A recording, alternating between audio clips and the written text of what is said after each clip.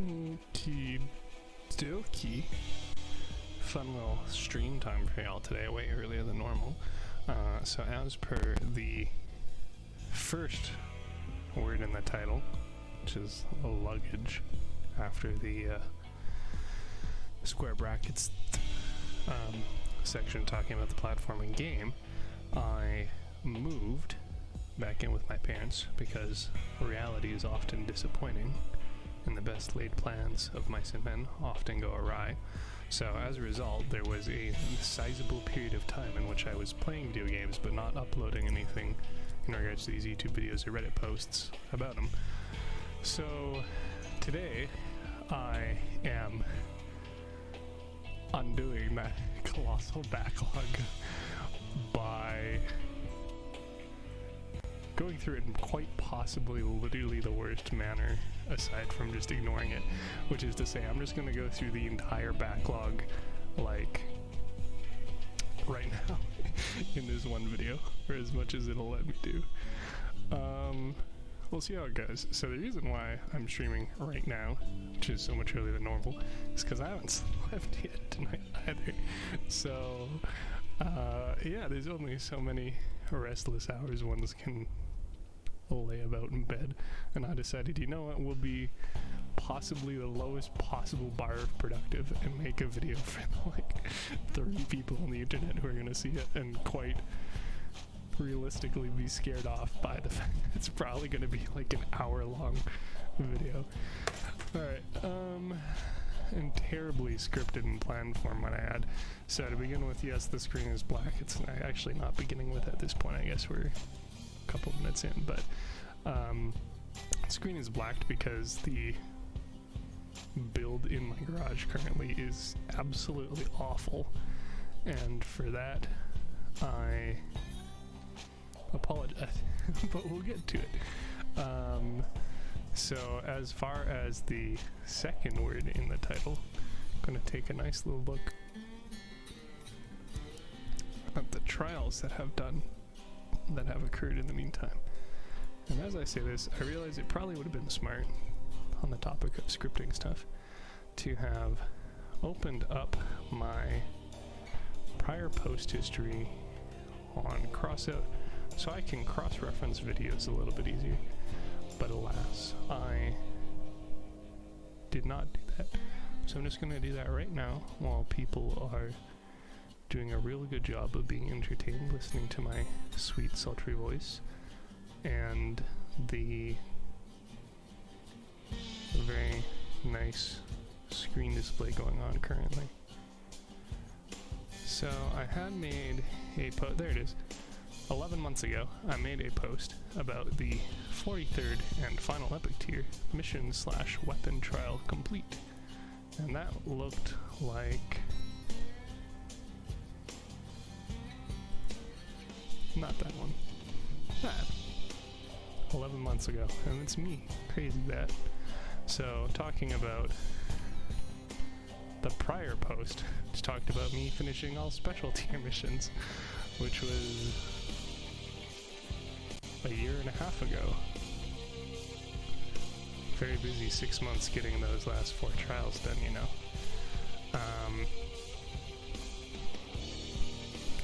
Yeah, so this is kind of just a continuation of that discussion, which is to say I have completed some more trials, which I suppose probably shouldn't be too surprising. In any case, there's again a bit of a backlog here, and me having moved and then setting stuff up again certainly was not worsened by the fact that I just procrastinated on stuff for way too long. So I think the most like recent ones I'll just go for last because they're more recent. So to begin with, I don't even know how long ago this was, but in any case, I only have 5 trials left for raids, and these ones are the not so fun ones, returning to battle multiple times. So there's 3 10 returns in a battle, 2 10 returns in a battle, 4 10 returns in a battle, and then a single more 5 return to a battle. Oh, I'm sorry, I forgot the 1 10 return in a battle.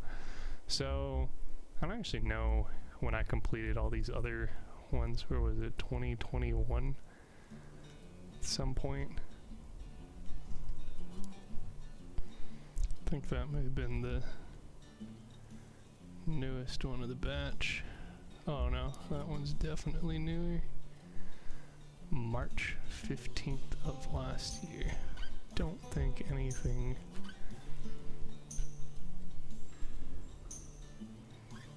is newer than that.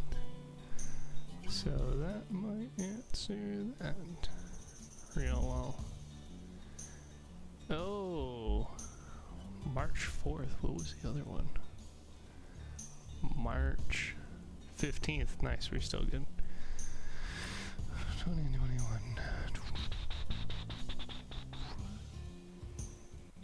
Can confirm. Okay. So March 15th of 2021. A year and a half ago, I suppose at this point, I completed the last non-spam respawn kits in raids trial.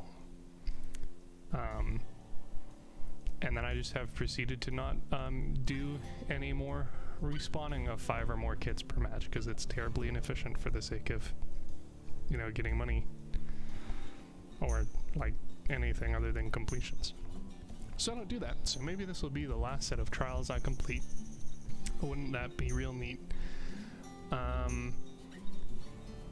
also completed the trade trials, so you can see there's a bit of a spread, and there's actually a couple of ones which don't actually make a whole lot of sense in their completion order. Like getting the fence professional before the fence expert, and that's because one of these trials came out before the other.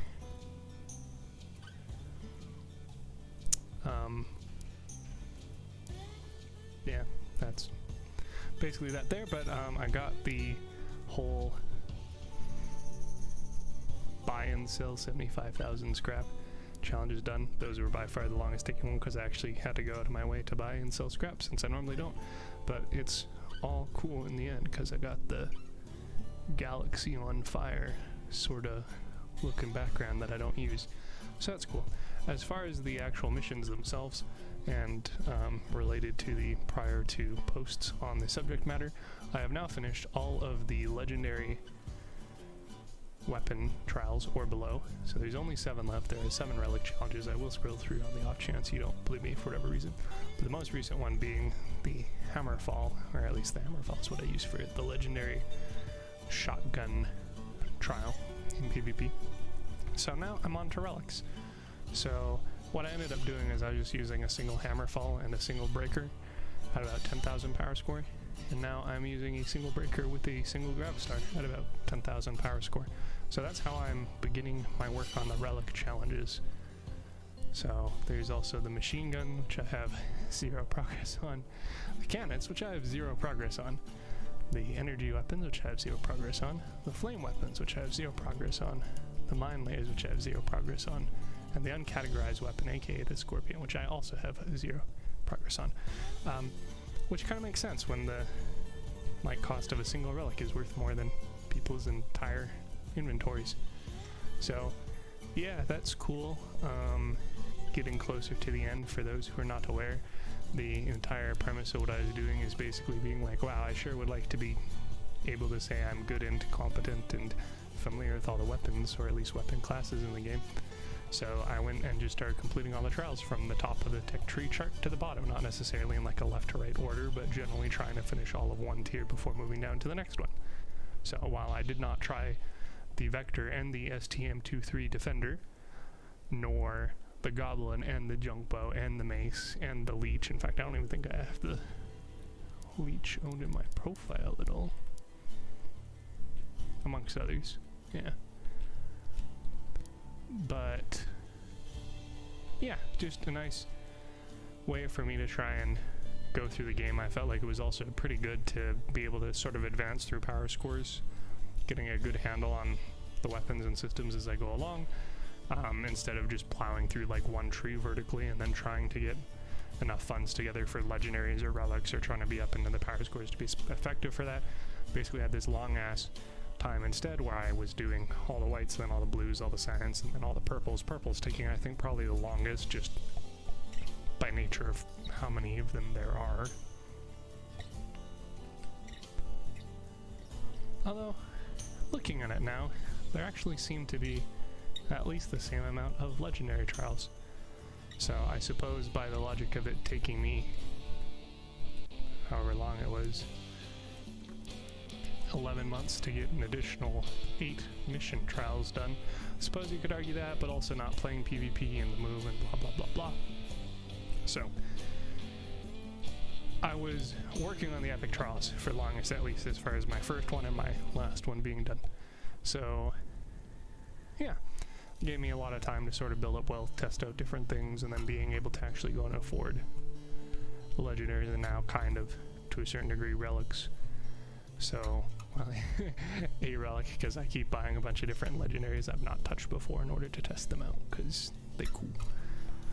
And obviously things like the battle passes help with that as well. Yeah, so that's the trial section done. That's why we knocked 2 out of 3 of the title in 10 minutes. That's good, we're on a roll. Unfortunately, the build section is going to take a lot longer just by nature of how many there are. So to start with, I'm going to go to the exhibition and see if I forgot to talk about any builds or make blueprints or videos with any of them before we get to the real meat and do stuff. Ghost one I've been over before. The autoloader is just a re-upload of one I had earlier, which was on hovers. So nice, neat little sub 9000 speedy reloader shooty shoot guy. That's probably one of the newer ones. Toadfish one that I did, that I kept the chassis of. If I ended up keeping the toadfish, spoilers, I did not. So that one's not very useful. Talked about. Oh, haven't talked about, that's a good one. We'll get back to you. Not relevant. Not talked about, actually. That is very relevant, but have talked about it already. Let's see, talked about, not relevant. This was sort of an abandoned project, actually. I think it was one of the last videos I did. And then they went and changed the movement speed of things like tracks, and then kind of invalidated all my work on it being a rebuild of Cold Soup, the clanmate, the person that I went to school with and played Crossout with Daily's build. So we'll just ignore that. And in fact, actually, there's a replacement for this one that's completely different and actually will also be talked about later. That's a re-upload of the adapter ones before, because it goes shooty shoot real fast. The adapter can even shoot some fire rockets. Look at that. A lot of damage, nice and quick. Ain't that cool? Then you can pop off your little scope to shoot on you if need be. So that's re-upload, that's a thing, my very old thing. This is a upload of the build that I used to complete, hilariously, most of the flame weapon trial, despite this being a rocket launcher, because it was not classified as a legendary rocket weapon in the trial badges for a period of time. Which, fun fact, I think was a holdover from when they turned the artillery category, which was flame, into flame, and then mine layers into their own category, because all that stuff used to be kind of intermixed differently beforehand, just like how the Fortune was also considered a fire weapon for a period of time. So that is also probably something that could be deleted, but was, yeah, me running the other, the 2 cap cans. Complete that trial. Was actually, you know what, I will talk about this guy a little bit actually. It was the first time I've actually used the large wheels since a super old build that I do not have any video or screenshots of, which was a Bastion on wheels with rapiers, the autocannon of the blue tier. Because a Bastion was super cool and I loved it, and I got it way too early due to the money from the Iron Shield pack, and was not effective at different power scores for a length of time because of that. Having these this purple cabin with a cyan generator and blue weapons and blue wheels.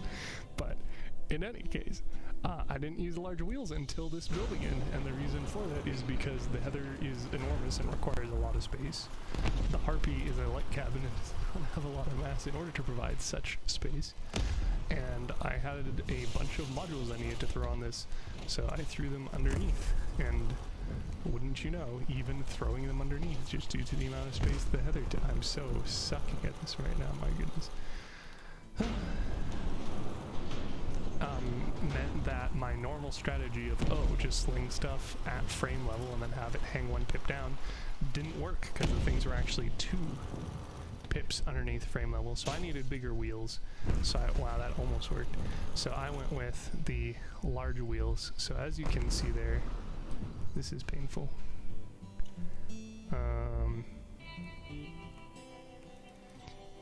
We're just gonna shuffle some stuff, and you guys are just gonna have to deal with this looking terrible for a hot minute.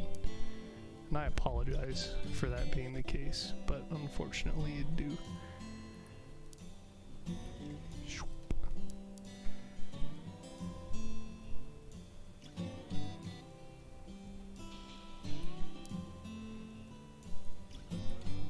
Oh, look at that, those other 3 builds are also not relevant, / I've already had their things done. Excellent. Okay, so we're looking at the shut up. So it's just saying that hey, you fused some items, which lo and behold, yes, I did.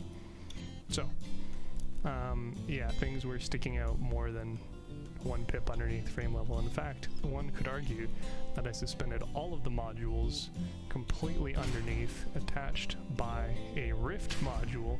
So this is my, I don't want to say foray, but I'm going to say foray into using the rift module in a more competitive manner, whereas I primarily used it in like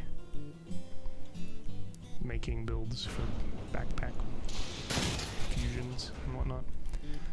This is my first use case of it, maybe not first, my biggest build, and is actually still here and I can talk about it, that I remember about use of the rift to get rid of additional components of the build when they're at risk of blowing up or when they're no longer necessary / able to be used due to whatever factors.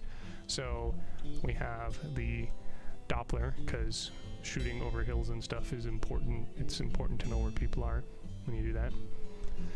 And then we have the Big G, the fuel, the ammo, and the discharger, all connected by a rift to the hot red.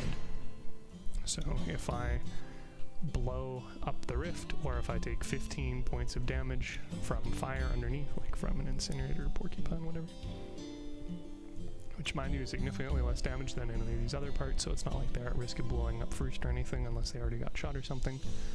Or if the hot red goes, or if I just manually blow the rift, then I lose my additional ammo capacity and my fuel, but I also lose the reload booster and the engine. This is important because if you didn't choose to like jettison certain stuff, or if you didn't make sure that certain stuff blew up or blew off at the same time as others, then what could happen is you could, for instance, lose your generator, and then it would automatically disable your weapon as per the coding, which is it disables weapons first. I did, fun fact, this is already discussed about in another video too, kind of do a similar thing for the Toad build, which is just to say that I segregated explosives in a way that if any of one of them blew, it didn't blow up the rest of the build. So in this case, I didn't really have much option. Like I said, just due to lack of space with everything, I just straight up was like, well, I'll just toss it all underneath. I will use bigger wheels in order to be able to toss it underneath, and then I will blow it all up if people try and blow it all up, because spite is a good motivator or something. Excellent, cool. So that's that build talked about. Yeet. But it is still on exhibition because it was a pretty cool build. And I will re-download that and probably immediately regret deleting this because I have a feeling I'll have to do it again later anyway. Excellent. So back to Jawbreaker. So this is actually, for the wise peeps out there, actually a variant of a variant of a variant of a variant of a variant of a variant that I have a video on. And I say that there's a plethora of variants because, what do you know, I still actually have one of them downloaded. So this is based off of the quote-unquote heavy chassis that I built a while ago and iterated on. So there's multiple videos on it, but basically somebody was like, yo, you can use the Cohort and the Suniats on armor tracks and they look really nice. And I was like, damn, they do look really nice. And you know what's more? Armor tracks are pretty beefy and they go about the same speed as the Cohort. This is back when they went 60 instead of 65. So I can use those and make a really super cool build. So I did, and then I threw on some train plows and I threw on some other stuff and I used it in raids for a bit of time. And that was cool. And then I got rid of the retchers because I completed the trial and they're like big bucks. So what happened, lo and behold, this season is we got a really neat new part called the Avalanche. And the Avalanche has additional damage resistance conditionally for a period of time. And what do you know? My probably at this point most used, just due to how much I use it in raids, which is to say daily, cabin, the Cohort, also has a conditional for a period of time damage reduction. So boy oh boy, those seem to synergize real well. So you know what, why don't we put them together? And you know what's more, this battle pass also introduced another passive defense module. So we already had the Averter. This one is a, believe it or not, conditional damage reduction module. So I tossed all of these together because it sparks joy, although a single Avalanche on a build like this with no other like weapons at 15,000 power score is not likely to succeed in PvP or PvE. But in any case, I rebuilt the quote-unquote heavy build from the bottom up, so you can see that there was a bit of difference and finagling needed and whatnot in order to like change everything around. And I got this bad boy, which is also pretty neat in my eyes. And to be honest, it's more an art build than a functional build, but it is functional. But you're probably not going to clutch it like anywhere. But you could do daily patrol runs with this and I wouldn't have issues. One of the biggest issues I had with this, well, wow, I messed that up. And I spoiled the surprise. Okay. Yep, we're gonna do it again. We're just going to re-upload this and re-download the other one. Excellent.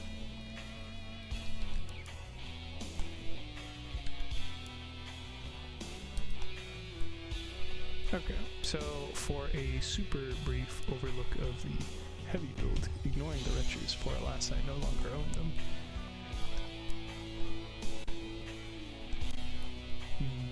Pretty straightforward, but I had the cooling tossed underneath, I had the ammo for the retchers, or if you were to replace them with, for instance, Reapers, and then replace the heating and cooling with a, for instance, trombone, then you could. But in any case, the ammo packs for the retchers, hidden, kind of hidden, tucked into the built-in fender slash wheel well of the Cohort, because I really like doing that, so I do it a lot. And then in the back, we have our other modules. So at one point, this actually included a Geagle, at others it was the Colossus, at others it was a Doppler, at others it was a Barrier 9, etc. Basically, this was meant to be a flexible build platform, so while I don't actually have Reapers, so I can't actually show you them, but I can approximate them with something else that's 6 energy. I could do something like that, though ideally better in every way, but not currently the case. And then I could toss in the Barrier, which gets angry because I have cooling modules.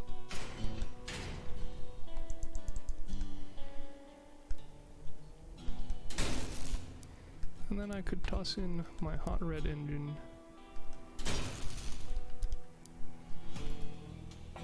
And then voila, yippee, I now have something that has a bunch of ammo and can drop some turrets to protect people for very long and make them super tanky. So I ran this build for quite a while. There's a reason why it's on iteration 6. But pretty straightforward, I think. I have a few videos about it. have a keen on because it fit here quite nicely. I thought the ass end of it looks absolutely beautiful. Also, still the Suniet and Cohere look phenomenal on it, of course. And then, yeah, so it was kind of a heavier modular platform where I mucked about with it a few times. Then, like I said, I rebuilt it a bit for the Jawbreaker, so you can kind of see some A-B comparison, a little bit of difference. Probably most notably immediately the change of the side bulk parts, whatever you want to call it. So originally I had this, which looked pretty cool in my eyes. I was always debating if I should have these windowed sections upside down or not. I feel like theoretically if we had little people driving around, you'd want to have a roof on your build, and that doesn't work if the windows are, you know, at the top. But it also kind of looks silly this way. In any case, that and a couple other differences, mostly internal, which I will now go over. On top of these sick-ass exhaust pipes being slapped on the side, still kept it having the medic wee-woo because it's the cabin that makes you tough. And it's beefy. Obviously mounted the avalanche on the front, directly attached to the cabin. Got a little bit chewier of a front as a result of that due to having the freight train plow and the avalanche rather than just the two train plows.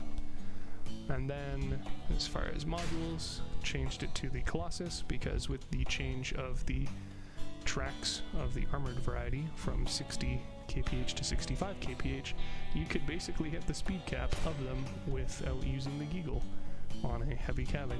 Yippee. So that worked out great, and now I have even more tanking on everything as far as movement parts, but normally those didn't get blown off a whole lot, but also I'm using it primarily in raids, so it's just like, probably wasn't a huge deal anyway. Also, very annoyingly, had to rework the Apollo to fit, and the reason for that is I included, as you may have seen earlier when I tried flipping the build unsuccessfully, a 5th armored track. The reason behind that is that if you have 4 armored tracks, you, can't actually max out your tonnage when you're using a plus mass engine.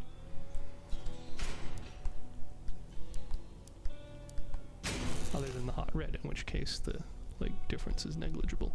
But when you use one, you're like, hot dang, I sure could use an additional increase in my max mass carry. And what do you know, that number is 2,000, and that's almost exactly, that is exactly half as much as a single armored track.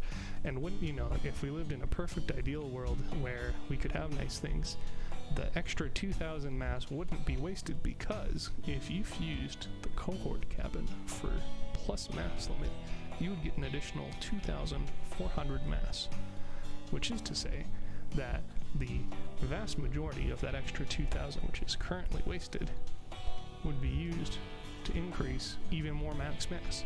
So effectively, I quote-unquote future-proofed the build by allowing it to support the weight of the build, even if you fuse the cabin for mass, like you mass limit, like you probably want to do. I'm okay with durability as the first fusion, but it would have been nice if the Doomsday Car Battle Pass had given us the mass limit fusion for it. In any case, so as a result of doing that, I didn't really have a whole lot of places for the Apollo, especially with underneath, because we'll get to that. But yeah, so it ended up being in a kind of shitty spot, which is like, it's still the best I could manage, and as a result I had to do kind of a bad job of covering it up.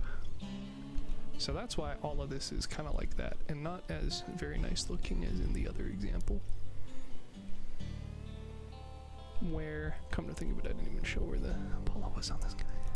Did I? It was flat against the frames with the engine or other modules on top.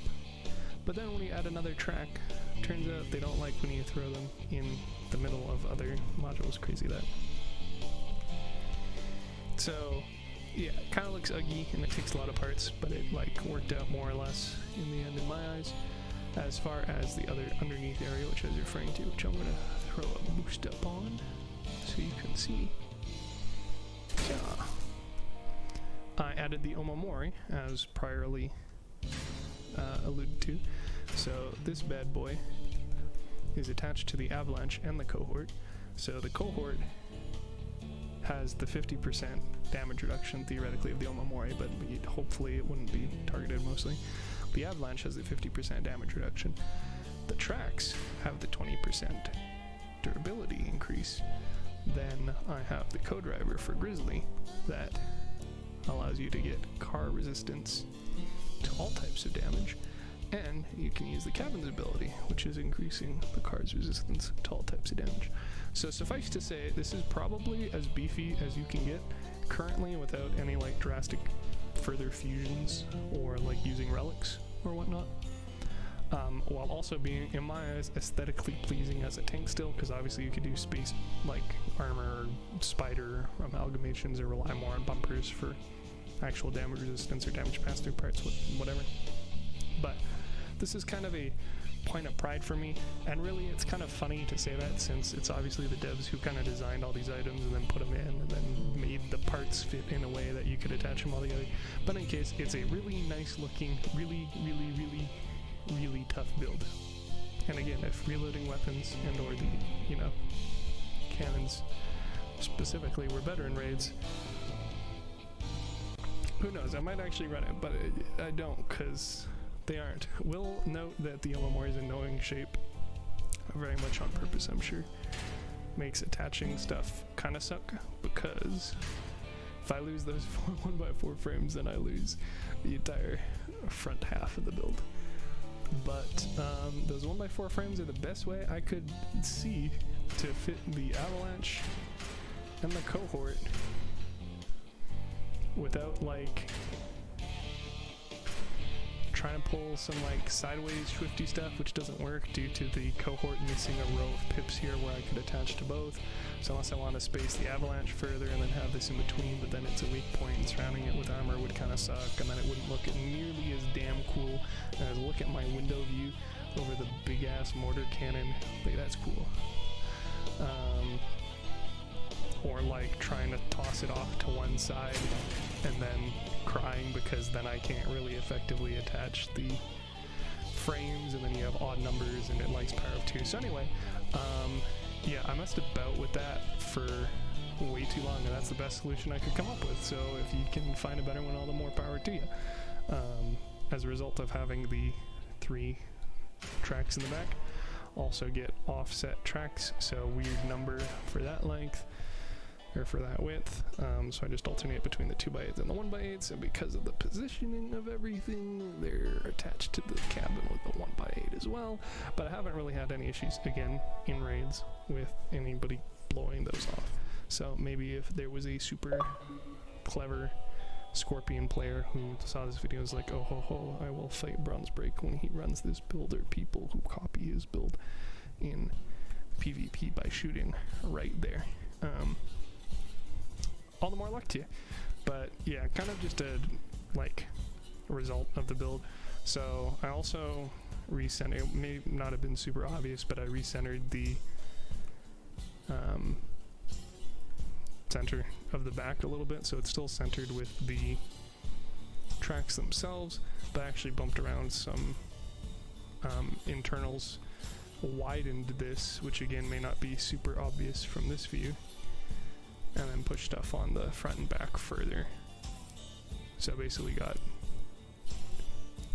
a little bit longer there. And then I did that again in the next iteration. So yeah, that's the Jawbreaker, because I couldn't think of a better name than like, what is a thing with a big boomy face and also is super tough to chew on. So yeah, there's that. That's very cool. And then I made a couple of other iterations, which is kind of what I was alluding to with my comments like exactly priorly. Which is that I again extended the box and made it longer so I could use it with millers effectively and the Omamori. So this is what I was using in raids for a while when I got rid of the Retchers, when I got rid of the Reapers, and the Avalanche to me kind of sucked. Millers overperform, which is another like totally separate thing, but also definitely a thing. But yeah, so I pushed everything up again, because turns out, wowsy, when you go from the double train plow and nose to Avalanche, oops, not you, to Avalanche, which is shorter than 2 train plows and sticks out further, has got to get those nice slants and curves working together. Then heck, you can do that again and push the train plows further ahead, expand this area for adding more stuff. Good times. So this version was the one I was using in raids for a bit, and it looks absolutely ugly from the top, and that's because it is ugly from the top. And the reason behind that is it's also ugly on the inside. So hashtag relatable, right? But this was my attempt of, okay, well, I have my version of the Jawbreaker with the Omamori underneath, but I don't want to use the Avalanche, so I'm going to use the Millers. So I need to move stuff around so I can attach the Millers to the Omamori. And again, I don't actually need to attach the Millers to the Omamori because it's in raids and the bots don't target your weapons. But in theory, for having it be useful in both game modes, right? So, slap Omamori here, slap the Millers on top, good times. But alas, again, because we live in a joyless wasteland, it really does not like the Omamori where it is if you try and use another of the same track for it. And I will show to you why. So if I get rid of these, I'm like, oh boy, let's throw another track in there. It says, no, it cannot collide. And the reason for that is, and this is so frustrating, having the Omamori vertically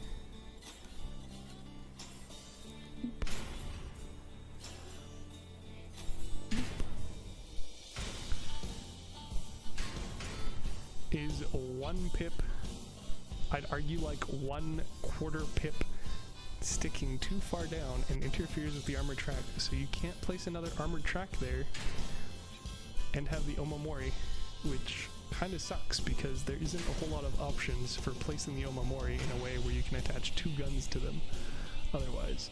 So yeah, suffice to say that sucked. I also, for whatever it's worth, did try mucking about with having it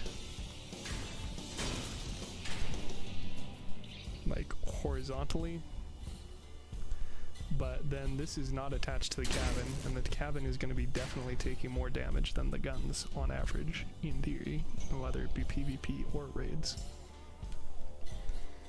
And that's kind of a big deal. And then it also makes it, oops, that iris is in the way, silly.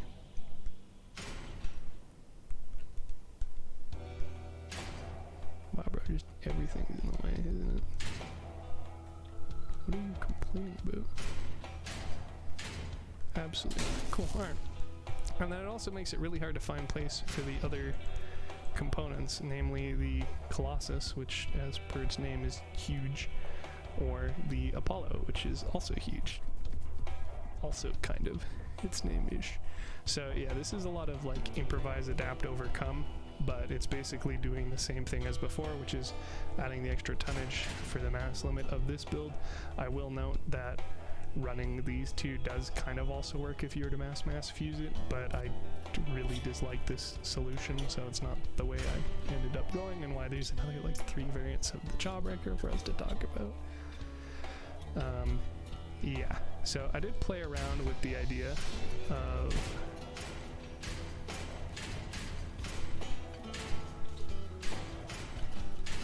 looking at having these go sideways as well, and these little like canals, since there's a 3 wide one here and a 2 wide one there, and then you could still do what I was referring to earlier with the Omamori sideways. Yippee, except a better job of that. Yippee. So you see those are still connected to the cabin, and they're still attached to the power nodes, and look at that, that's great. And then I could slap the armor back on, more or less, and then I could have this middle one be the armor track. Yippee, I'm gonna do this in a way that actually makes it look a lot better. 1 sec, sorry.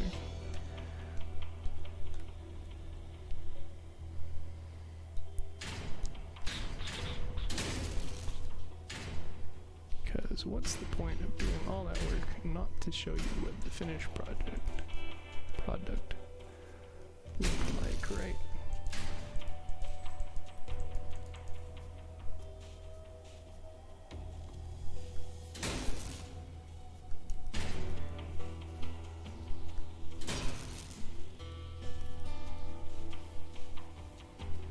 Whoopsie, forgot about that being a thing. Teehee. It's fine, we'll just pretend that that's not there like that.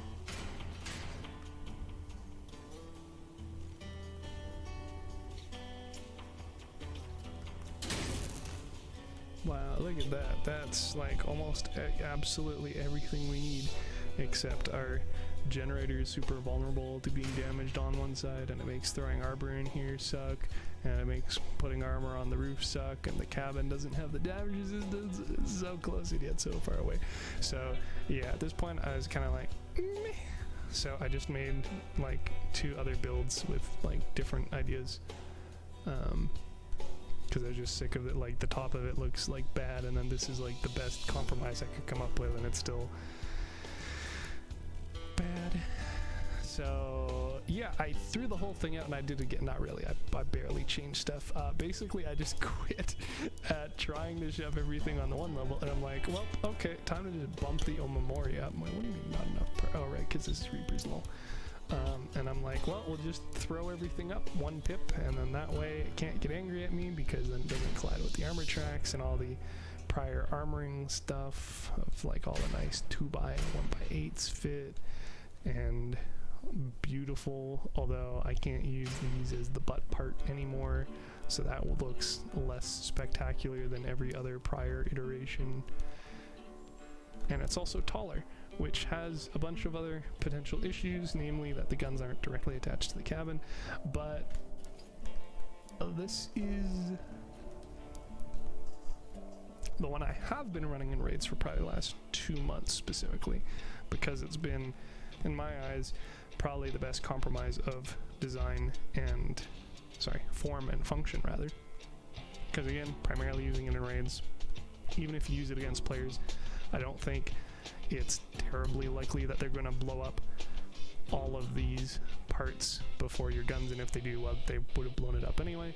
And then moving the stuff up 1 pip allowed me to tuck the Apollo in underneath the Colossus, which was so nice to have that again.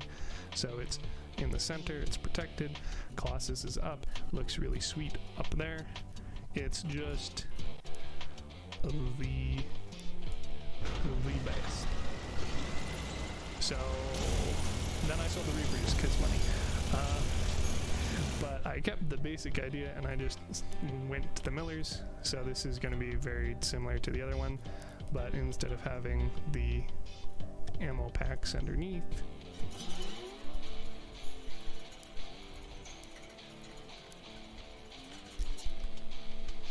we have the radar and the shiver heating underneath. So yeah, very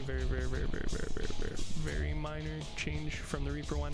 The Reaper one was also made with the idea of, oh, I'll definitely get a mass fused one soon, and then this being over mass won't be an issue, and that ended up being a lie.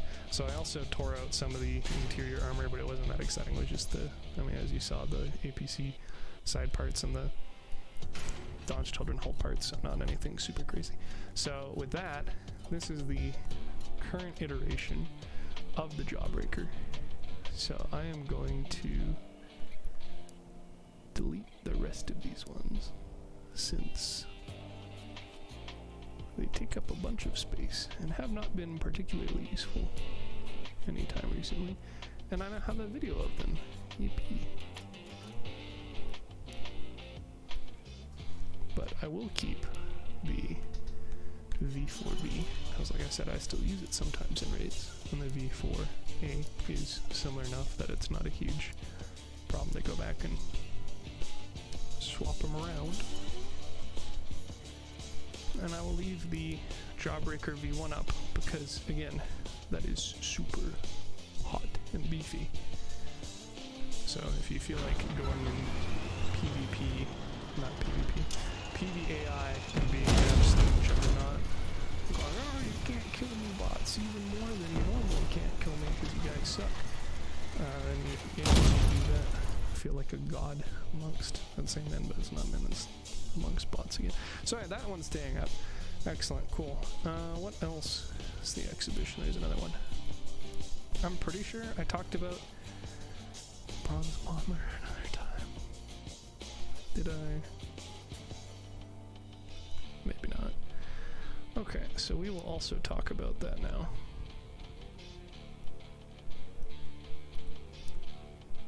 Because I think that's the last one on exhibition, or quote unquote, with me doing this here on exhibition. Oh yeah, we're also going to delete that because it doesn't look nearly as good as the newer one. Oh, beaut. I'll have to shuffle this around earlier because now my blueprints are in different spots. Look at how many slots I have when I actually do these videos, and then can clean up the 7 different versions of the one build I have. Beautiful. And also a 45-minute video, which is definitely, I should have made different builds. Maybe I could just split the video up into multiple smaller videos after. I don't know, whatever. The important part is that it's getting done. So that's a thing. That's great. Okay, so BronzeBomber. So this is an adaptation. This part is in there. This is an adaptation of the Bomb and Run build by Storm, which is on the exhibition and who I messaged and asked about.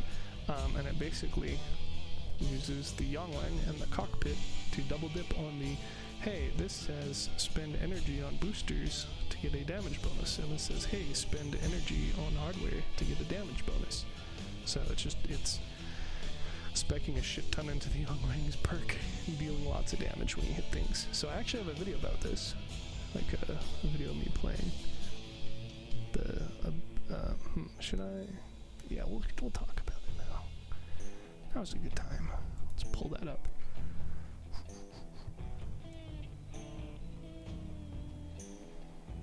Pull up the reel, baby. Get my lack of preparation, and in theory, if I were smart and like split these, then I could throw the video up in there. Nice little section. Excellent. So this is me running this specific version. Well, okay, I guess I should probably talk about the build some more. So, this.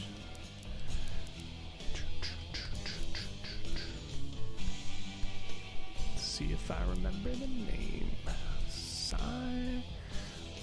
Bomb and Run.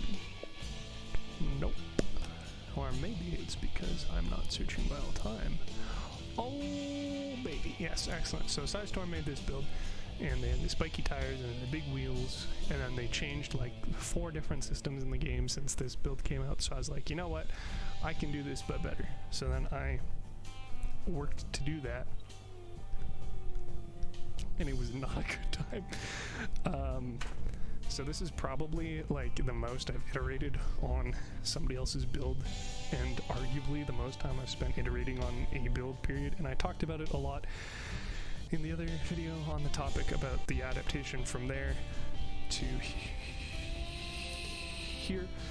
But basically this was the solution I came to, of one, running the Hermes, so running basically as much energy as possible while still keeping basically the original spirit of the Bomb and Run that Storm had.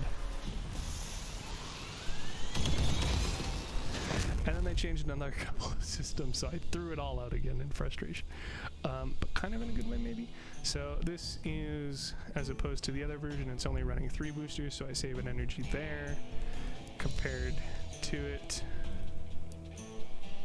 I'm not running the Apollo, so I lose an energy there, so arguably net neutral. I am also not running a carjack, so it is a +1 positive in theory, and I just utilize that on a wall hack radar. And I also upgraded the Chameleon to a Mark II, and I use the gas gen. So yeah, this is what I ended up with. I haven't actually ever used this version in PvP, I don't think, funny enough. This actually might be the one in the video, I forget. I think it's of the newer one. So anyway, yeah, Hermes suck to build around. some quick maths for you. These are literally greater than twice the size of the one version below them, because of our good friend, the cube square law, and saying how linear growth turns exponential when you talk about multiplying factors together. Crazy, right? So anyway, Hermes suck, especially on a build this small. So I was like, I can do better.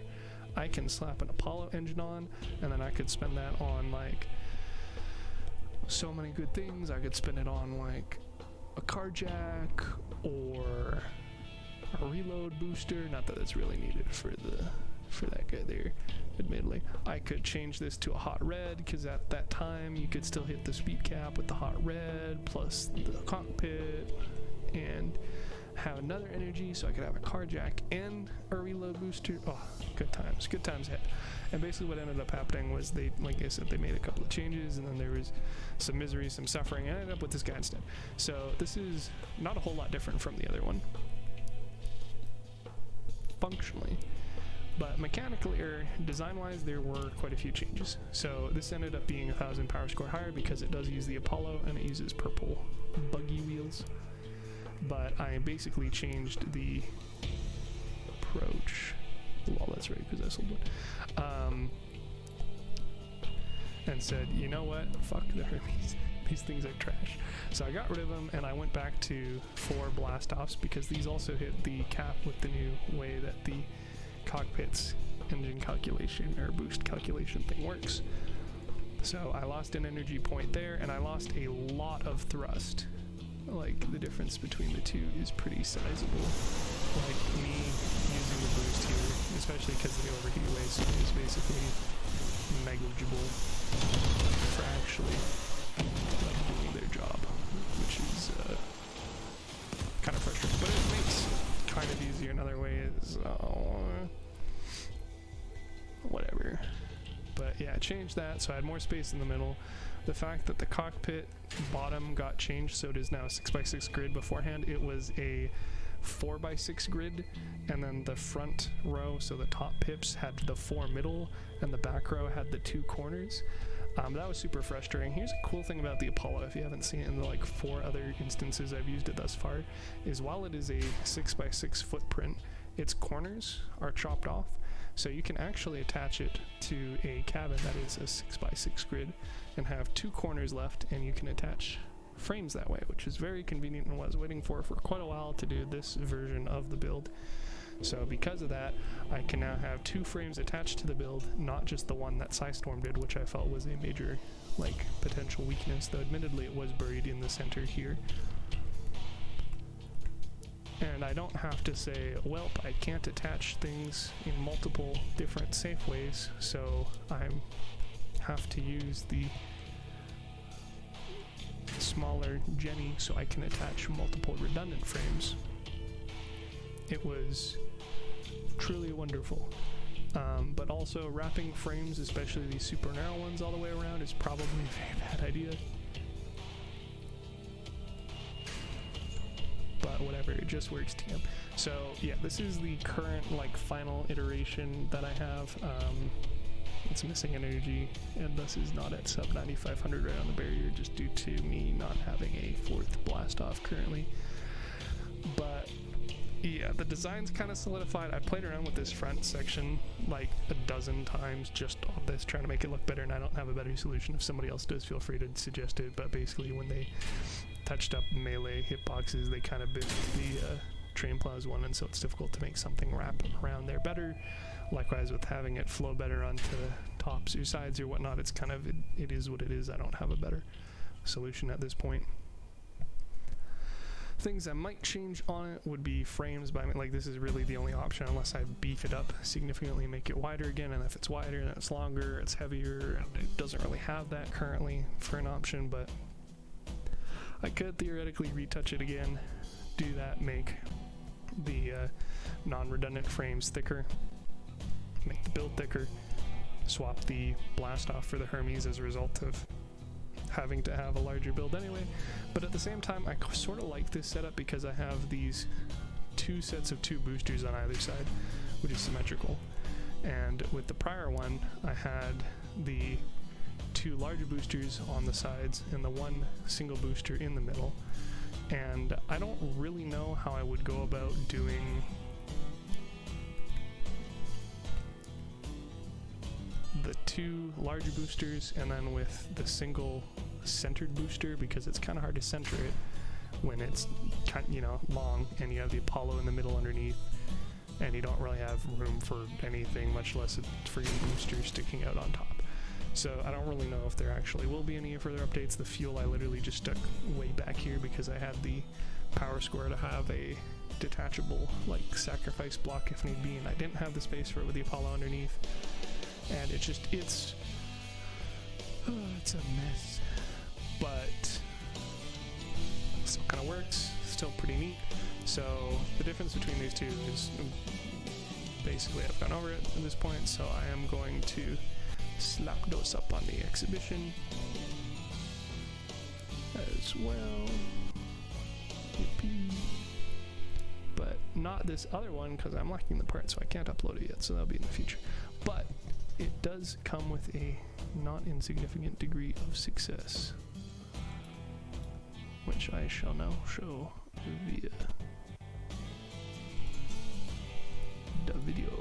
Okay, so the disclaimer, this is literally the one match I took into PvP for and tried it out, so I'm not going to pretend that this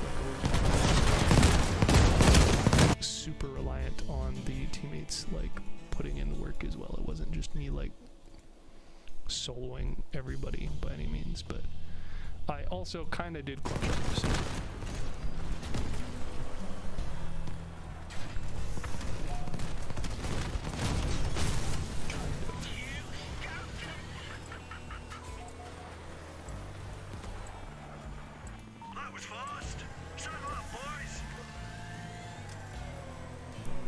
There is also a really interesting part coming up that I'll go over.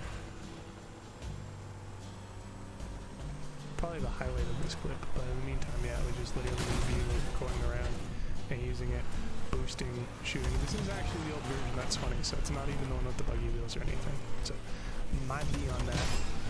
It is interesting to note that because I have the buggy wheels and the blast-offs on the current version, it is not as much thrust, but also it means I can kind of just coast and like tap the boosts and still get the damage boost. I don't have to actively be like at a high speed because of the buggy wheels, or boosting and then like it potentially throwing off my aim because of how much I'm jumping around. So this is the part I was talking about. Killed that dude. I'm not sure how it happened. It's not clear to me. Pretty sure there's an option to slow us down, isn't there? No, of course there isn't. But it seems to me like I'm not even hitting them with my wheel. I'm hitting them with something underneath the build. So I'm pretty sure what actually happened is the dude was so weak that I actually managed to kill him with the fucking cheetah vent sticking out underneath. Which is ridiculous, especially because it's actually this version. Which meant that there's a very real possibility it would hit my gas gen. And so that's wild. I'm pretty sure that's what got the kill, and that's also why the clip is the most memorable to me. But crazy how it happened. It's also like the cheetah is sticking out, so you can see and hear like the little grinding. So that's another reason why I wanted to like look at swapping to the hot red engine, but I didn't because of the little speed gap thingy. Theoretically, I could just run the Phobos co-driver with the hot red, and I would still hit 120.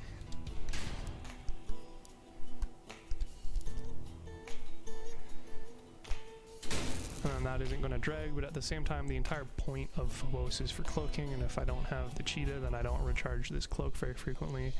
So it just hasn't seemed to be worth the trade-off, especially because being within 30 meters of people is kind of hard. As far as the actual boosting thing I was talking about here, so you can see like I can just barely be moving and still get the full damage boost and whip around if I need to. Obviously I can still speed up as much as is needed to do it, but yeah. So that's a neat sort of benefit of having the less powerful boosting, I suppose. Really. also me missing all my shots. Excellent.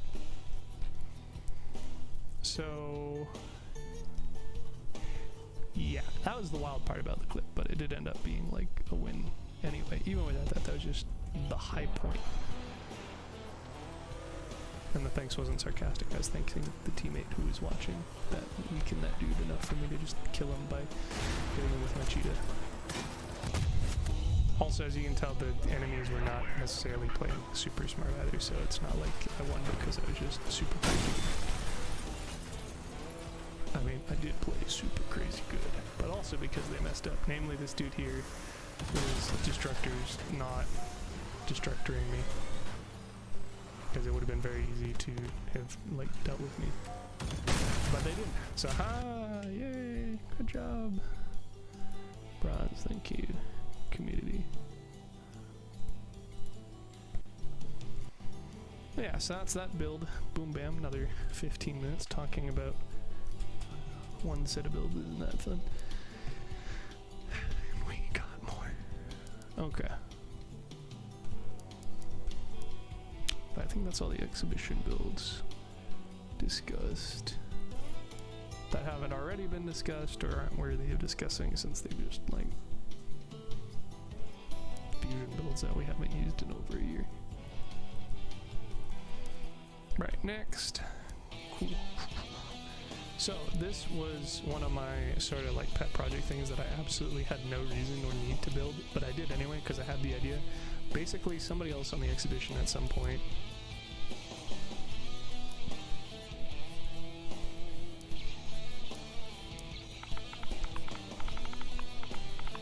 made another support build.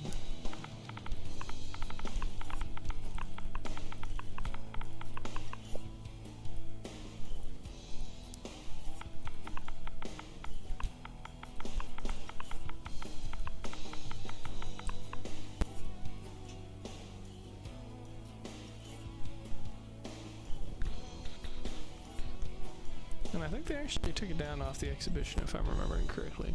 Like, there's obviously some like options which are reminiscent of what I'm referring to, but I think specifically the build that I was thinking of got taken down. So yeah, but in any case, it was just like a you know, support build for arguably PvP, but I imagine more PvE would be safer. In any case, the cap cans were cheap at cheaper than normal at one point, so I picked them up and I picked up some extra Sabbaths, and I'm like, I will make the ultimate support build, and it's a complete meme, and it's way too heavy, and it's way too part count. I literally don't even have decor maxed, and there's only 30 unique parts on this thing, period, so it's not like there's a whole lot of stuff I can rip off in order to like replace it with the core, or it's not inefficient building or anything. It's just massive unit.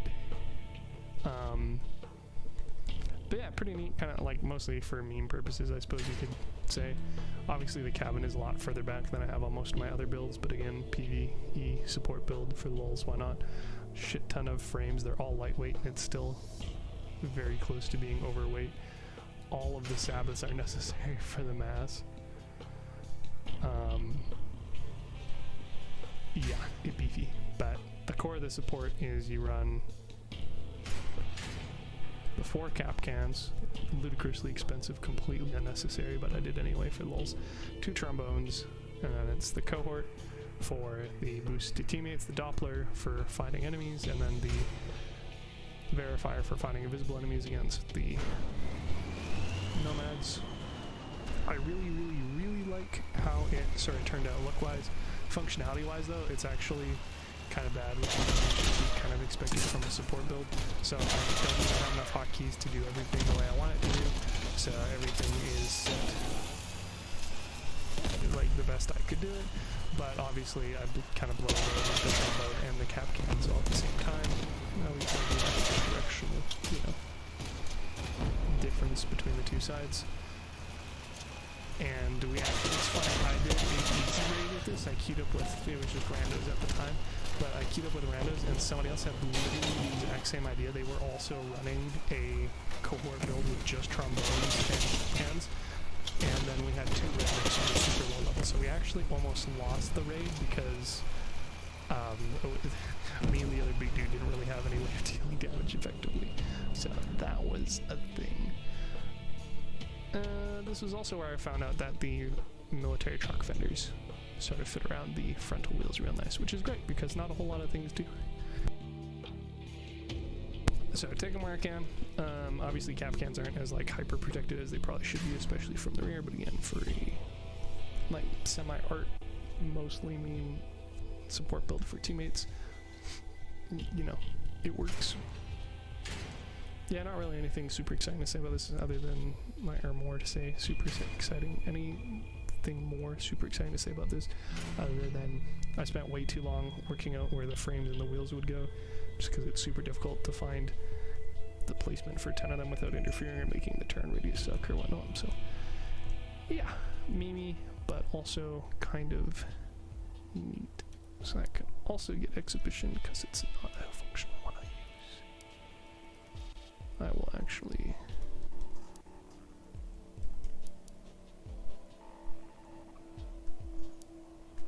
rename it and re-upload it.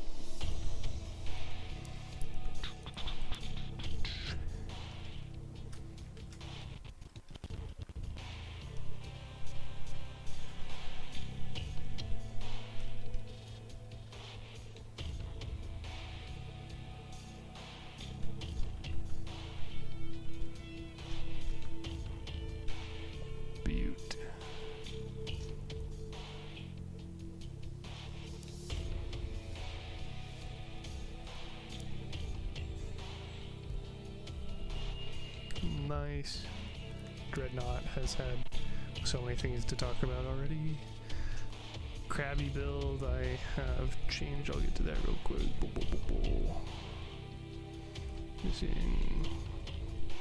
Yeah, so I have talked about the Crabby build in the past, and this is the current iteration of it, which has been, it's mostly been like sort of behind the scenes, like small things that you can't really tell compared to the other ones. Also, it's been probably 8 months since I have made the other video on it, but basically, yeah, it's currently still running cyclones after a very long time period of me having sold them because, again, money, and then we got the work pieces, good times, have the CKs on them, so it's now a cyber cyclone, cyber crab.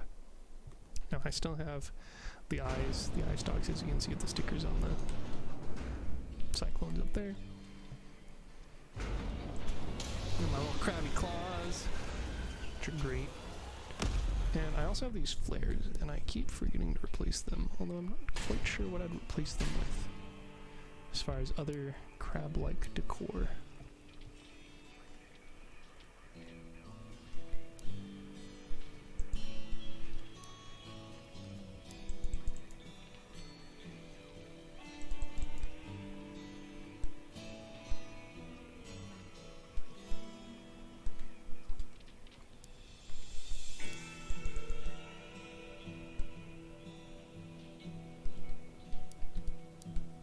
Oh, that's right, I can't do those either.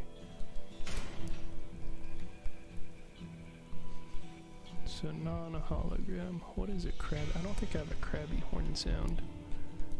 Well, I have crabby horn sounds, but not crab-like horn sounds. That's kind of cybery. What else do we got? I don't really think any of the rest of these are gonna work. No.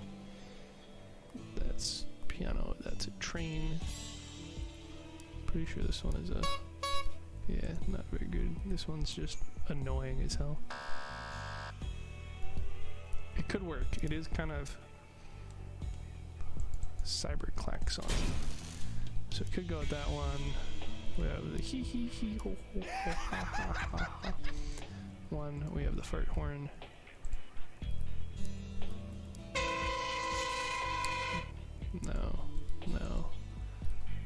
No, that would be fun.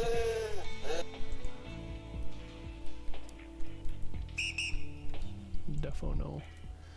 Ah, none of these are cyber. I could run Shaolin just for the sake of cyber crab kung fu. think that might be my best bet, even though it's not really a good one either.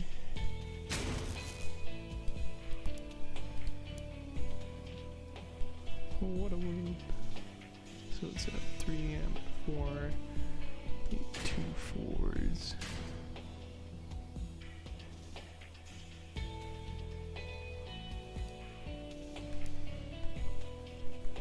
What else we got? Crabby things. Crabby things.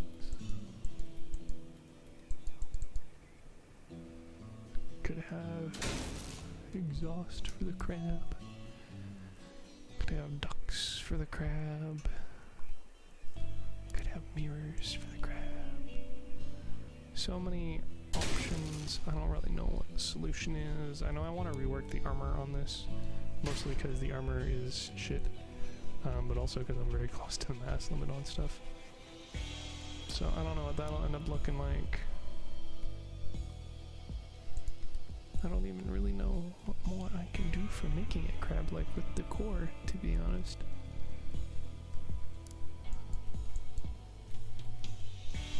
I guess I could add a little crabby spikes.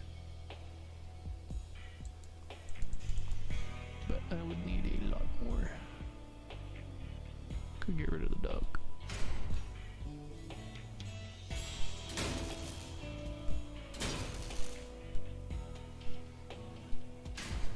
Don't really like the spikes.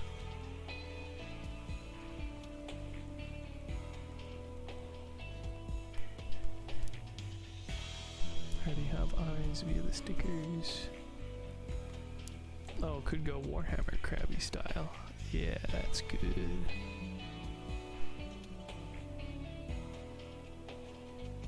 Got some up Cyber Crab.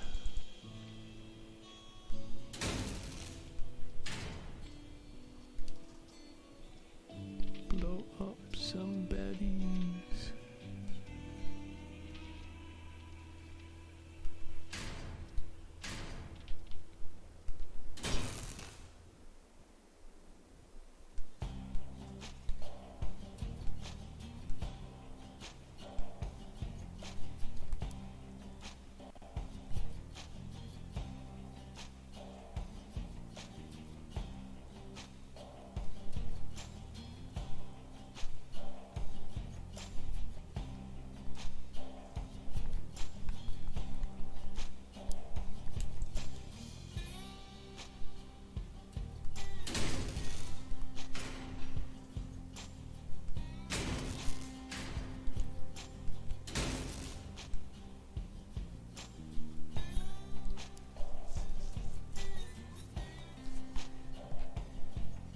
It like mostly works, ignoring the fact that these are like the wrong wheels entirely.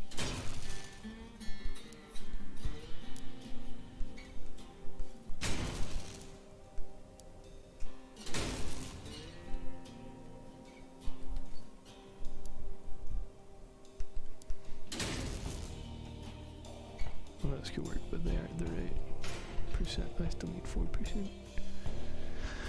Oh, I just don't know.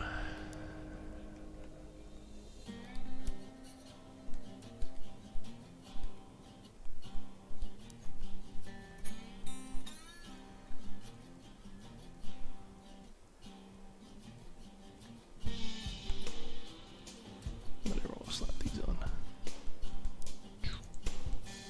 Rarely ever have these for him, so can certainly give him one now.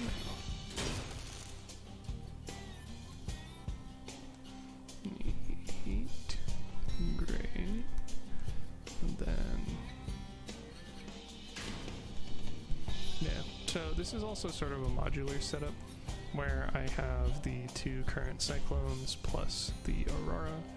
Alternatively, I could, and have in the past, swap the cyclones out for millers, and then additional heating or cooling or trombone, reapers, equalizers, what have you. Likewise, I can remove the Aurora and one of the RN seals and run the cyclone either underneath or shift over these bad boys at the top.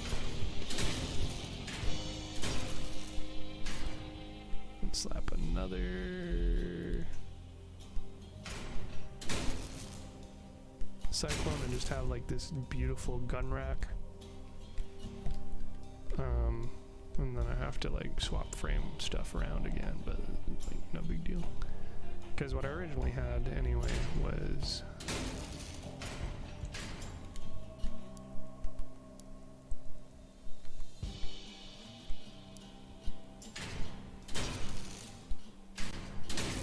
that instead. So it's actually just a return to that.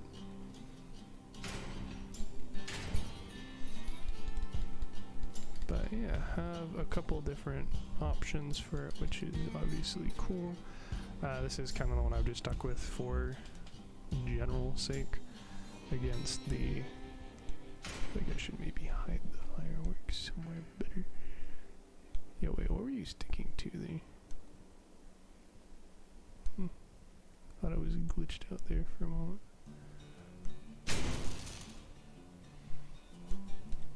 Guess not.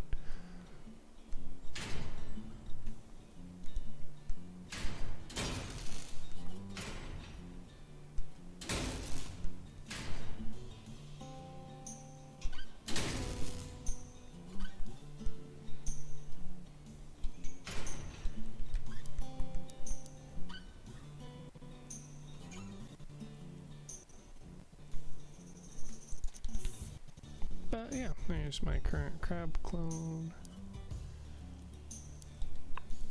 Maybe name it B.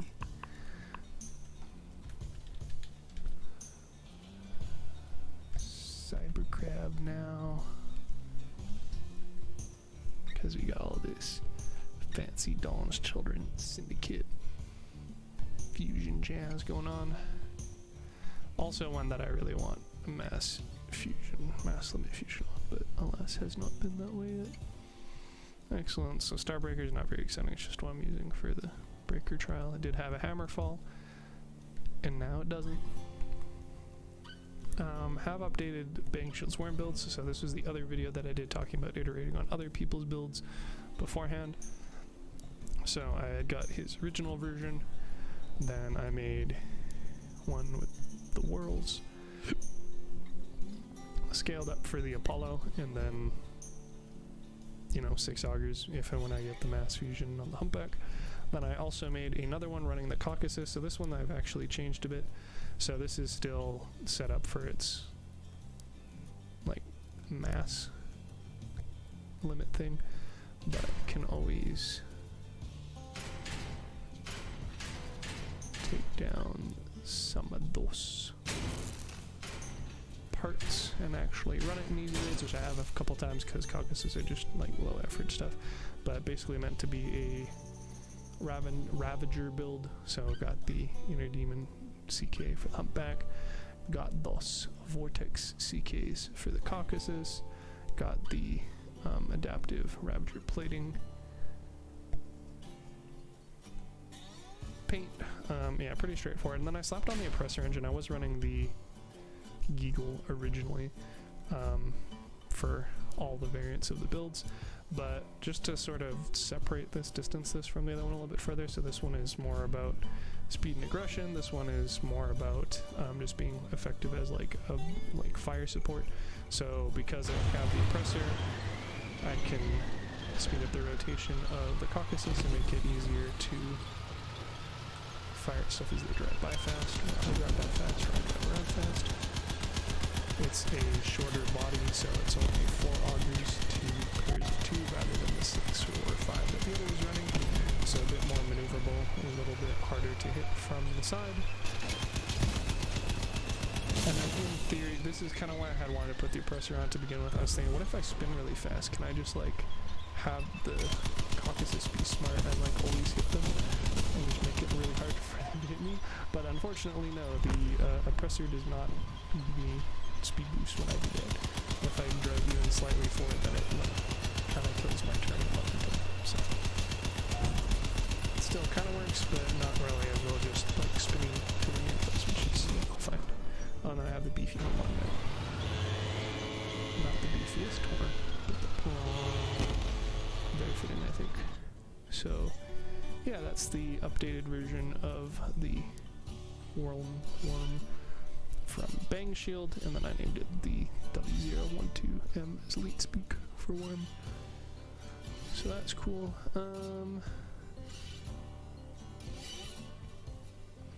Could probably publish some of those. I do want to touch up on them some more though, so we'll see. This is Fusion Build. This is, oh yeah, there's the Miller one. So as you can see, still just very similar. Helps that the Miller and the Cyclone are the same energy cost. The only difference is instead of having two heaters, two radiators have a radiator and a cooler. So yeah, don't need that anymore either. A couple more meme builds, a couple more fusion builds. Which one do I want to talk about next? Well, let's talk about on the discussion about being beefy with stuff, because that's been most of the builds. Can talk about this. So this is based off of the earlier topic of replacing TankSoup with something faster and more effective in raids due to not having directional restricted weapons and not having a perk that doesn't really apply since enemies don't target weapons. So I can't currently build this. Reason being, I sold the Ermak. Reason being, shit's on fire with the upcoming guaranteed mass fusion. So I got 4,500 for that. Not feeling bad about that at all. Would like the price to drop back down so I can get a fused Ermak, but it hasn't happened so far. So in any case, this is actually based off of another thread/video done beforehand. This was actually from Ologolos on the Reddit.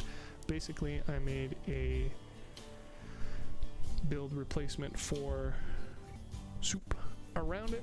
So the premise being, as was pointed out by Ologolos, since the perk activates when the cabin takes damage and offers damage resistance to the entire... Dang, I'm just gonna pull up the thread, it'd be easier. Well, maybe not easier, but I'm gonna do it anyway.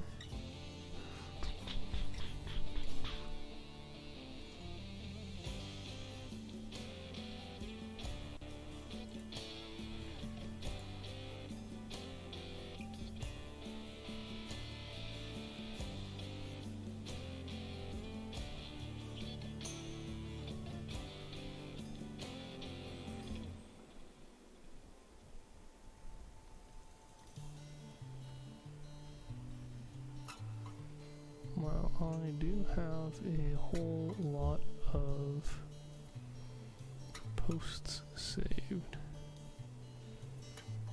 I'm trying to go through this is a bit of a pain. There we go. I love those. Nice.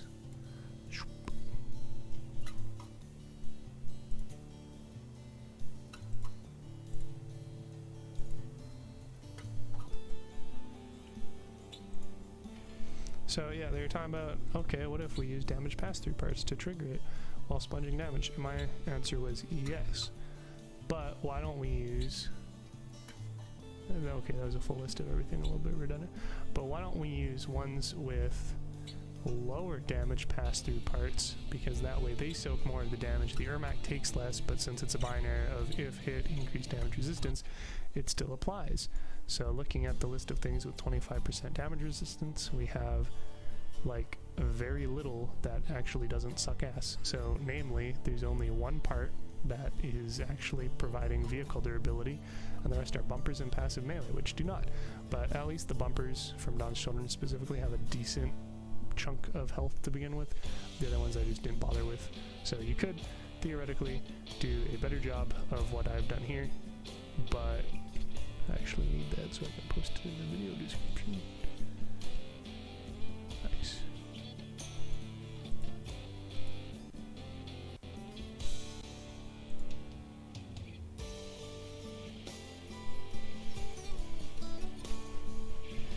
Yeah, it's basically just using all those damage pass-through parts around the Ermak, which is, you know, there normally.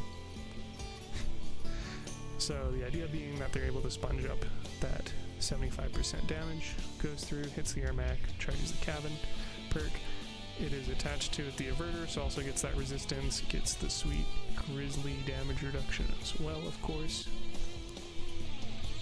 Otherwise, yeah, pretty straightforward. The averters connect like indirectly to the millers. It's kind of hard to use the averter since I could attach it to two weapons like that, but then it's not touching the cabin. Or I could attach it to the cabin and not the two weapons. So I chose the latter because I felt like cabin tanking is a little bit more important and kind of like the entire point of the Ermak. But I do have the millers still, you know, protected. They have the damage resistance increased due to the averter. Elbows attached to them on the inside, and then they also have train plows guarding them on the outside. So extremely beefy, to say the least. Have enough augers to support the cabin, even if it is mass fuse, which it is not currently, nor do I even have one in this example. And then we have our modules as per usual. So we got the big beefy horn again. We've got our giggle on top of our radiator, sorry, our cooler, which is attached to our bootstrap and heater, radiator, sorry, which also of note is the bootstrap that is attached to the averter. So this is like a very nice, compact build overall, I feel, with having all the modules like really nice and snug to each other. Normally it isn't that easy, so very glad when it is. As far as things I'd like to change on this, I mean, like, this thing's looking fucking ballin' for one. I mean, obviously it looks better when you actually have the build there, or when you know, have the perk active so the blue smoke comes out of the front. But looks really nice, really happy with how it ended up looking, really happy with how it ended up performing, as well as the person actually using it, so that's always a plus. Like, the back looks pretty sleek. There's not really a whole lot of things I could complain about on this one, to be honest, and that's not a bad thing. Something that I would want to touch on if and when I get the Ermak again and rebuild it is probably looking at changing the amount of bumper parts I have. So on top of the obvious ones for the sake of the damage resistance, only having 2400, only 2400 durability. Meanwhile, you have a significant amount of mass just going to bumpers. So on top of, like I said, the stuff with the damage pass-through, which you can't really do a whole lot about, there's flails, there's the APC parts, APC bumpers, which mind you are extremely dense and extremely good durability, but currently they're at frame level, so they're not really contributing significantly to the overall build durability. And while they look nice, it means that there's potential for me to get even more health and survivability on it. And likewise with the train plows on the side. The train plows are one of the most dense parts in the game as far as durability per volume already, and it's extremely important in my eyes that you aren't able to shoot the miller's mounting points off and having to actually degun them themselves. So I'm not so sure what or if I'd replace them. And then there's this whole like schism of, if you actually have the cabin there, then it's only a 4x6x1 panel and then this 8x panel, so it's kind of hard to find something that'll fit a 3x5x8 gap. So I don't really know what or if there's a better solution to how I have it. Theoretically you could do like something like that, but that's just like, I mean, it's the same part, you know, it's not increasing the durability of it at all. So yeah, I don't know, but that is definitely a build that I think will be of interest to Ologolos or other people who are looking at the Ermak as different, you know, bonuses, or utilizing the maximum amount of its perk, which is to say take cabin damage, but also try not to take very much damage. So yeah, that's cool. That would probably go on the exhibition if not for the It Gets Angy. Alright, and then we kind of descend it back into memedom, which probably would have been made more sense to do them all together. But in any case, I also have the build here. So this is me actually picking up a bunch of hovers. For once I had 6 beforehand, or I think maybe 8 for a variant of the autoloader before, the Echo Fat Man. The Harden tracks, I had it on hover, oh no, that was what the repeater build was for. So I had 8, picked up an additional 2 literally just for this build, because I had the idea of, what if I want to shoot artillery but really fast? So it uses the Hadron, uses the reload booster. Pretty straightforward. It's easy to max out on energy when the weapons by themselves take 14, but yeah, it's one that I made specifically for PvE, for raids, for frontier defense, and I will say that it worked out splendidly on craters against steppe wolves, which primarily because they're slow and they explode real easy. It's not really the case in other instances. In fact, did a plastic steel cradle with it alongside two other, like, 15,000-ish power square peeps, and we actually lost because of how much this sucked on factory. But yeah, it was just me kind of poking around again with just having, you know, spec fully into the super fast reload speed on Heathers, and then trying to play it from like a mortar perspective. So as far as things I would want to potentially change on this, I mean, again, I'm at the part limit, I'm at the mass limit. This thing is already pre-fused, so there's not really a whole lot more you could do with it. Theoretically, could outsource the Doppler, and that would allow you to run the oppressor engine instead. But that's like kind of it. So you can maybe save your two hovers. You could theoretically strip off more if you weren't worried about, you know, people blowing them up. I chose the oppressors specifically for the tonnage limit and the ability to rotate the others faster, since they suffer from that already, and then obviously they, you know, benefit from max speed. When they do the changes for the hovers, would ideally swap them out for the fast hovers. Who knows how many of those would need? Maybe it would be, you know, even more important to have the oppressor, maybe not, and it would be more important to have these guys and then have the Colossus or something instead. I don't know, but you got a couple of options, and then of course, just like the other build showcase, this utilizes the whole method of using the rifts. So the front rift is attached to the Apollo if I lose a Heather, or if the Apollo is on fire, smoking or whatnot. I can pop that, because, I mean, either way I'm not going to have it out there, but everything else on my build's going to still work. Then I have a additional rift, which is attached to the hot red and the flywheel, so a bit of redundancy there because the hot red doesn't have a whole lot of durability, and unlike on the smaller Heather build, it isn't as well protected from all angles, as well as, you know, being a hover, they tend to have stuff underneath pretty tasty for people walking by. So those are attached to the ammo and the Doppler, so if I'm worried about losing, you know, basically these, then I can pop all those at once. Theoretically, I suppose I could change it so it just is attached to the ammo packs rather than also the core modules, which you probably do want to keep, but at the same time, it's like there's not a whole lot of space. Like, these are massive. They take like a 10x10 box with the corners cut off, and that's pretty much it. Like, not a whole lot of options, and then again, for being primarily PvE, being able to high bind, cover, pre-fire stuff, spawn kill, the lack of health or the lack of frontal protection, the semi-showing weapons, the fact that it's a hover, hasn't been super problematic. Yeah, so that is a neat 01 I mucked about with. So that can also go on the exhibition as sort of a more for fun than super serious one. Kind of sucked on Fortress just due to how much cover in different places there, but like I said, on Crater it did extraordinarily well. Factory it extraordinarily sucked. It might have just been me or the faction we were fighting, since it was Nomads, and of course they have really good DPS for their faction, especially even for like a normal raid, and then really good range and accuracy. So I don't know, maybe it would fare better again against something like Steppenwolf. So fire starters, we could actually convince them to eke into the factory's acid like a little bit easier or something. Maybe it was just, you know, a user skill issue where I wasn't able to stay away far enough away from them to convince them to go in the acid, and they just kept circling around the lake and shooting at me from all angles. I don't know, whatever. And then the last one, second last one I think I have to show you guys here, is the Unbreakerble. So this is a highly experimental idea, and also being like it completely made irrelevant with the upcoming update. So basically, Master got new perk, got the same perk, got new weld points, super cool. And it's like, hey, you know what likes being repaired? Something that's literally invulnerable. Hey, you know something about decreasing damage taken? Yeah. Hey, you know something about decreasing damage taken? Yeah. So this is basically just meant to be like a, what if I wanted to be like the tankiest, hardest to get to gun person ever? So yeah, pretty straightforward. Has burst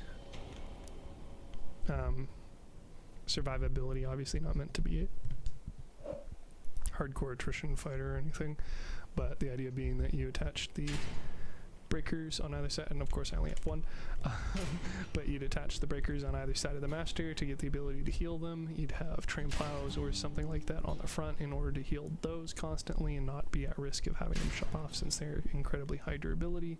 Have the Omamori buffing the damage resistance of the breaker. Unfortunately, due to the weld points of stuff, like I literally could not find a way to get more than one potential breaker benefiting. I suspect that this was done on purpose,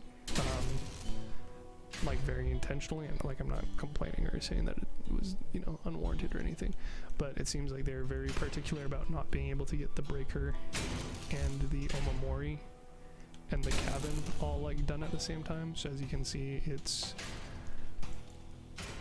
like you straight up can't attach the weld point of the breaker,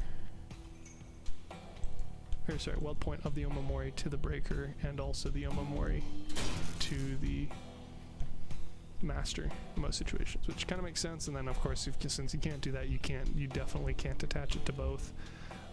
So this is kind of the best sort of compromise I had, which is me just mostly still playing around with the design.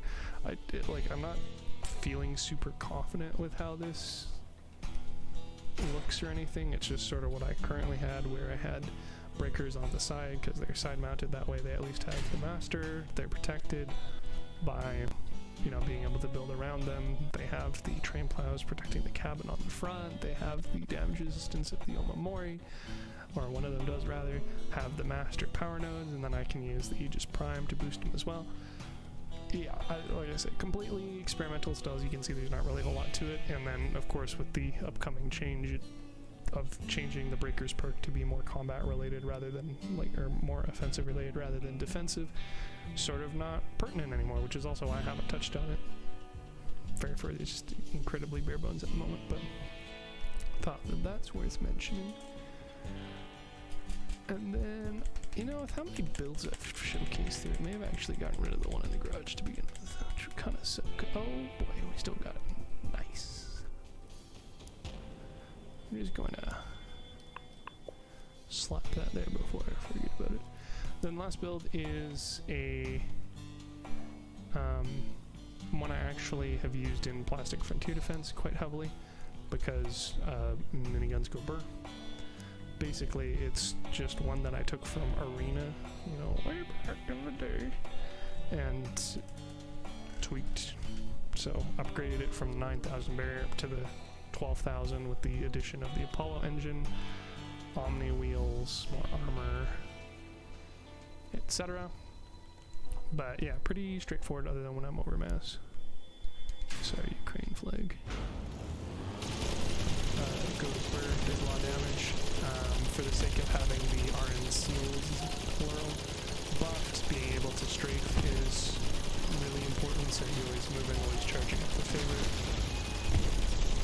I've toyed with the idea of changing them to like Bigfoot wheels or like Sabbath wheels or something, but I just feel like these currently work really well. The max speed of the devices checks out, so whatever. I did have problems even, I haven't changed the design a whole lot, and I did have problems even in Arena with these things getting degunned despite being like as protected as I could like get them.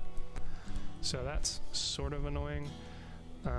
Aurora is obviously at risk, but I really like the diamond formation, so it's not really something I'm willing to give up, so just unfortunately has the risk of the Aurora getting shot off. Again, for plastic rates, not normally such a huge deal. Have elbows hidden there, have the Omnis. Pretty compact, straightforward building in. Most exciting thing about it is probably the fact that you can actually wrap buggy trunks around Omnis, which I thought was really peculiar and interesting. And then the immense frustration of the fact that they change hitboxes means that the Arbiters don't work. So I got Arbiters and tried them out, and look at that, they're slightly different hitbox with the ammo container thing. Means they don't rotate freely, so I have to actually rebuild it for that. But in the meantime, I've just been lazy and doing that because they're normal raids, so I'm not too worried about getting like my weapons focus fired or degunned or whatnot. But yeah, really enjoy this build. We'll probably, like I said, touch it up some more in order to use the arbiters effectively. And then I could arguably, I suppose, get rid of the equalizers at that point. I don't know, might keep them around just in case we get another arena build. So the build in here, which is the last one, is me waiting for another Helios to be bought. But basically my idea of what if we just went all in on damage. So the Helios is something I've talked about before in regards to the Dawn's Children raids, where they kind of say, well, nope to most build strategies that aren't spaced armor, because their whole perk is, hey, if I hit you and don't miss, which, mind you, the bots are very good at, then your cabin takes damage. So that means if you're using, you know, train plows for armor, or if you're using movement parts for armor, or if you're using just regular armor, then whenever you get hit, your cabin takes direct damage. So having things like, for instance, the Ermak, where you are relying on the damage resistance of bumpers and whatnot, is kind of a moot point when they kind of bypass that and deal direct damage to cabin anyway. So you kind of just need to straight up be a health brick, or especially a spaced armor build, since then you get the, you know, obvious advantage of ignoring most of the initial burst but still taking damage from the cabin's perk. And like, you know what, that's super annoying. Between those and the Scorpions, I feel like Dawn's Children are probably the hardest to fight with the super, you know, tanky builds. So by that logic, seems like they do a pretty good job of dealing with things like, for instance, Dawn's Children, so I can degun them while still dealing damage to their cabin and killing them, as opposed to the normal choice of, oh, do I want to cripple them, or oh, do I want to kill them? So yeah, just going all in on the whole damage thing from it. So it's running the Photon because it has the heat damage, which, mind you, they changed the perk description so it actually like is logical now, which is a great touch. Love that. So Photon, Helios, because Helios. So ideally I'd have a third one, then with the remaining 4 energy run a trombone and a power unit. Then run J, because it's easy enough to hit one shot in a burst every 3 seconds. And these things have monstrous range. And in fact, I'd like to fuse the power unit to try and get even more range out of it when that opportunity presents itself. So, yeah, pretty straightforward, I think, for my plans with it. Obviously, there's all the potential restrictions of running the... I don't know why it's not letting me... Oh, totally. You know, running wheeled build and running an epic cabin and whatnot, but I'm interested in its ability to kind of deal with things, especially since the reason I have the trombone on the build, the trombone also increases the damage dealt by the burst if the cabin is heated, which I guess would have been a good thing to lead about. So for instance, if I shoot one burst at the legs, deal 46 to the cabin, let's heat it up, deals 113 to the cabin. And obviously that changes as you gain or lose heat and whatnot, but yeah, very cool. And I'm kind of hoping that, yeah, it also sort of invalidates a bunch of the bots' defensive strategies. So currently that's sort of what I'm running, is I picked up the 3 different, I guess arguably the other, since I now have the second one as well, the 4 different legendary weapon sets, the Cyclone, the Arbiter, and the Helios, so I can muck around, see sort of what works best for hard raids, what makes the most efficient, most easy. Just like how I had the ability to run 3 Cyclones on the CrabClone, now the Cyber Crab, for the longer range maps like Crater or Rock City for Frontier Defense, having the different options for weapons for the different factions or scenarios or whatever buffs or nerfs happen in the future are, you know, hopefully going to allow me to stay flexible and effective with that. And I mean, it's not like having legendaries or things super fused or anything. It's like necessary for the raids in general, but obviously the less respawn kits I have to use, the less I need to even use the free spawn. The faster the raids go, the more score and less rewards I get, the better. So yeah, kind of what I've been toying around recently, and why I also have a shit ton of legendaries and not very many relics, even though the relics are the last trial I'm working on. Also, just sort of a result of me selling a bunch of stuff in order to afford the relics. So, like I said, I sold the Ermak for way too much. And earlier I bought a lot of batteries is what I did.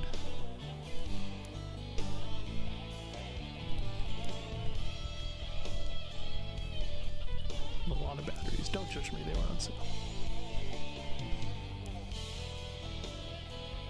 The machine is for, oh my god, I just turned away. Way too much because it was a Battle Pass exclusive and you couldn't, wow, what a variance in price. You couldn't